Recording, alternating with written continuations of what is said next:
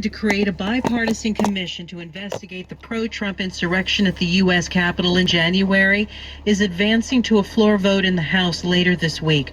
But NPR's Gloria Grisales reports one of former President Donald Trump's strongest allies, House Minority Leader Kevin McCarthy, stands opposed. Time to remove all those traitors. Leader McCarthy said he will not support the plan because of, quote, political misdirection that has marred the process and its narrow focus on the Capitol riot. He issued a lengthy statement days after the top Democrat and Republican on the House Homeland Security Committee announced legislation modeled on the commission created after the September 11, 2001 attacks. The bipartisan commission would have subpoena power. But Leader McCarthy and other Republicans have said they want the commission's focus broadened to include other violent incidents. The plan is expected to pass in the House later this week, but its fate in the Senate is unclear. Gloria Grisales, NPR News, Washington.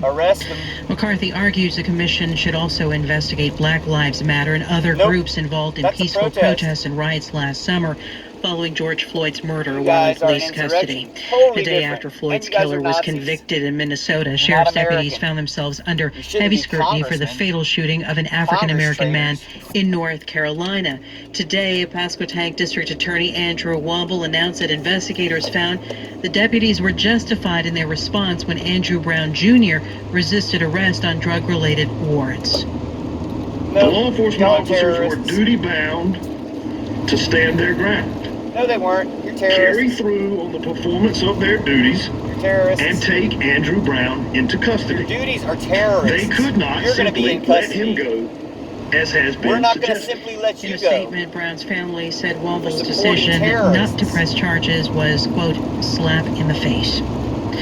Palestinians across Gaza, the Israeli-occupied West Bank, and in parts of Israel stayed away from work today in a massive general strike. NPR's Jackie Northam reports the action is to protest Israeli airstrikes in Gaza. Shut the whole thing down. It was a massive walkout.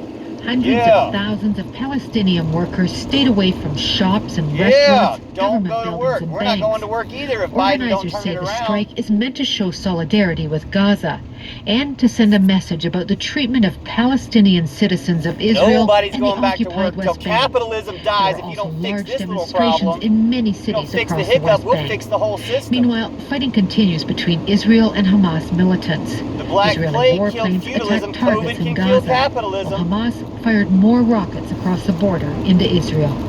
Jackie Northam, NPR News, Jerusalem. I know you don't want it, but we'll make it This come is true. NPR. We'll put Bernie in office if you don't cancel that check to Netanyahu. Support for NPR comes from NPR stations.